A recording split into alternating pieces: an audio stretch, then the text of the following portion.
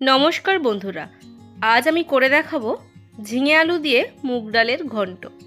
রেসিপিটি করতে দুটো বড় সাইজের ঝিঙে আর একটা মাঝারি সাইজের আলুকে টুকরো করে কেটে নিয়েছি, আর সঙ্গে নিয়েছি 1/4 কাপ পরিমাণ মুগ ডাল। রেসিপিটি করবার জন্য ফার্স্ট আমি শুকনো কড়াইতে মুগ ডালটা ভালোভাবে ভেজে নেব। ডালটাকে ভেজে নেবার সময় গ্যাসের ফ্লেমটাকে মিডিয়ামে রেখেই ভেজে নেব। ডালটা থেকে সুন্দর একটা গন্ধ বেরোলে তখন বুঝতে হবে ডালটা প্রায় ভাজা হয়ে এসছে। এখন একটা পাত্রে ডালটাকে ঢেলে নেব। এখন ডালটাকে পরিষ্কার জল দিয়ে ভালোভাবে ধুয়ে নেব।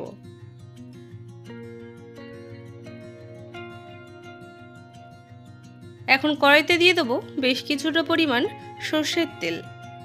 তেলটা গরম হয়ে যাওয়ার পর কেটে রাখা আলুগুলোকে দিয়ে দেব, আর এরই সঙ্গে দিয়ে দেব সামান্য পরিমাণ নুন আর হলুদ। এখন আলুটাকে ভালোভাবে ভেজে নেব। দেখুন আলুটা খুব সুন্দর ভাজা হয়ে গেছে। এখন আলুগুলোকে তুলে নেব। এরপর কিছুটা পরিমাণ তেল তুলে নিয়ে বাকি তেলের মধ্যে দিয়ে দেব সামান্য পরিমাণ জিরে, দুটো শুকনো লঙ্কা আর একটা তেজপাতা।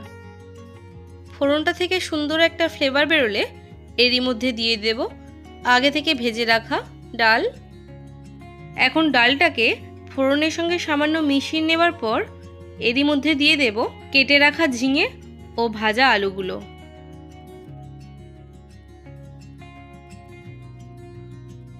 এখন আবারও সমস্ত কিছু ভালোভাবে একটু মিশিয়ে নেব। এখন এরই মধ্যে দিয়ে দেব 1/3 টিস্পুন করে হলুদের গুঁড়ো, লঙ্কার গুঁড়ো আর স্বাদ মতো নুন। আবারও সমস্ত কিছুকে একটু ভালোভাবে মিশিয়ে নেব। দেখুন মিশিয়ে নেওয়া হয়ে গেছে। এখন এরই মধ্যে দিয়ে দেব পরিমাণ মতো জল। এখানে জলটা আমি একটু বেশি পরিমাণেই ব্যবহার করব, যেহেতু এটা মুগ ডাল তাই সিদ্ধ হতে একটু বেশি সময় লাগে। দেখুন জলটা ফুটতে শুরু করেছে। এখন ঢাকা চাপা দিয়ে 10 মিনিটের মতো মিডিয়াম ফ্লেমে ডালটাকে সিদ্ধ হতে দেব। 10 মিনিট পর ঢাকাটাকে খুলে নিলাম। দেখুন বন্ধুরা ডালটা খুব সুন্দর সিদ্ধ হয়ে গেছে। এখন এরই মধ্যে দিয়ে দেব স্বাদের জন্য সামান্য পরিমাণ চিনি আর দেব সামান্য পরিমাণ ঘি।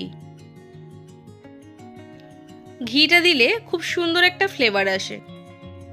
রেসিপিটি খুবই অসাধারণ, একবার অন্তত বাড়িতে ট্রাই করবেন। আর কেমন লাগলো আমাকে কমেন্ট বক্সে কমেন্ট করে জানাবেন।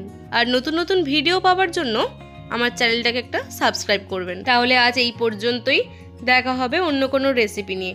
ততক্ষণে ভালো থাকবেন, সুস্থ থাকবেন। ধন্যবাদ।